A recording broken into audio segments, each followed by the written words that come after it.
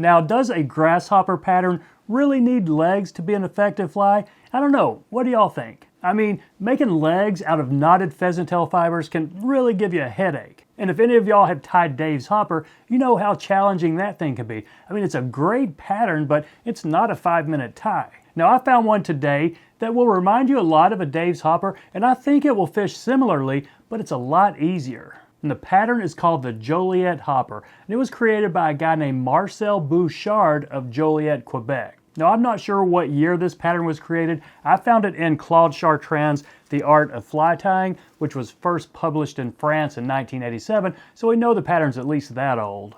And for any of you out there who shy away from synthetics or foam bodies, and I know there are some of you out there who like to keep your flies all natural, well, you might like this one.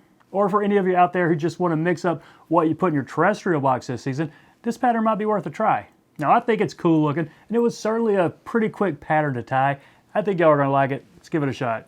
So there's one in the vise. Now, this is the first one I've tied, and a quick critique of this, I don't think that's enough collar hackle up front. So let's see if we can fix that on this one. Now, this is a size 8. It's one of my go-to hooks. It's a 3X long multi-purpose curved shank hook.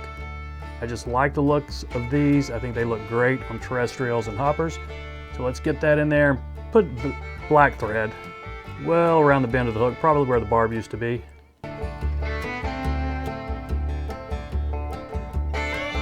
Now, kind of like a Dave's hopper, we do have a red tail on this guy. And, you know, it's not insignificant. I'd say maybe just a little bit longer than a hook gap. And don't be afraid if you get it pointing down just a little bit, because we got a yellow butt we're going to be catching in a minute. And if it's pointing down, it will stay out of the way of our butt. Let's go ahead and get several wraps to catch this in. I'm going to go ahead and snip this off because it would probably take me about an extra 30 seconds to catch it in. But before I get my thread back up front, I'm going to tie in a small brown dry fly hackle. This is just what I'm going to palmer up. Now, if you don't have a really small hackle, or you don't want to, waste a nice hackle feather on this, use a bigger one and trim it. There's nothing that says you can't trim a palmered hackle like this. So after you get that caught in, let's take our thread back up front, a fair amount behind it, because we're going to put a lot of hackle on this front one, if you remember that. Now for the body, we're just going to catch in some yellow wool yarn, and this is a 4-strand. What I've done, I've split it into 2. I think 4 would probably be just a little bit too thick of a body. Let's catch this in right here, and I'm going to trap it going back. Instead of wrapping back and wrapping up, which would also give us too thick of a body, I'm going to just do one layer going back like this right here, okay, and leave your thread back here. So you are going to create a little butt, and you can spin these counterclockwise and then try to, uncord them up a little bit. That might be the best option, and just create a little butt right there. And let's go ahead and catch this in with a couple of wraps. Okay, is that a big enough butt? Yeah, everybody likes a big old butt, but that one is plenty big enough. So let's take our thread back up here, and we're going to wrap this body up.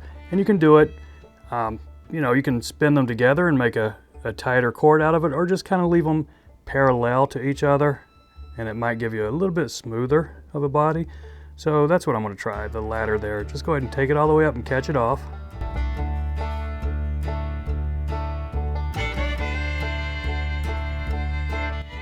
And now we can palmer this hackle up.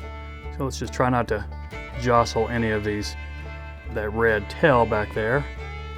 And put these as close together as you want, or as far apart, just depending on how much fuzzy bugginess you want on the body.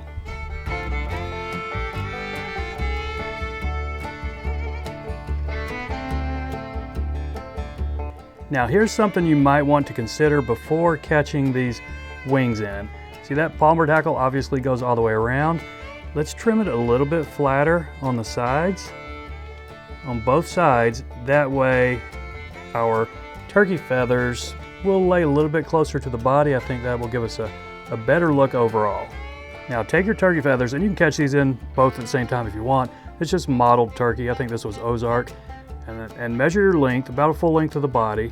And the picture I saw of this one did have the tips kind of going up, so I'm going to leave it about like that, but sort of on the top, but mostly on the side. I'm going to do a little pinch wrap right there, and let's see, we'll do 2 and see if that's going to work. And that's a little bit higher than I want, so let's see if I can push those down just a little bit, and a few extra wraps. Okay, I think that's on the side like we want. We'll be fine right there. Same thing on this side here.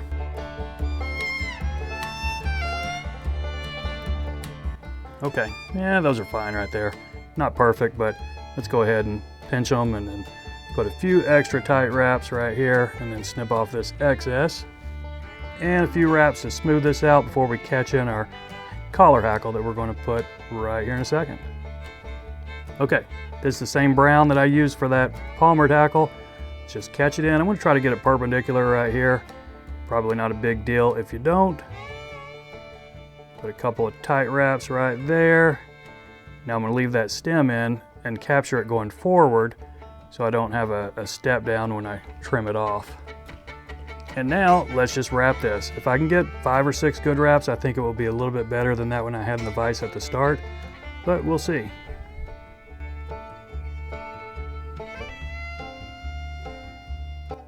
I don't know how many wraps that was, but this is definitely more hackle than that first one we did. So let's do a couple wraps right there. And before I snip that off, I'm just going to go ahead and pull all these back and then create a little room for a whip finish right here. And I've got a few fibers pointing forward, but let's see if we can get our whip finish in here without trapping too many of them. I'm probably going to have some to trim right here, but that's okay. Okay, now let's get rid of this excess right here and a little bit of cleanup.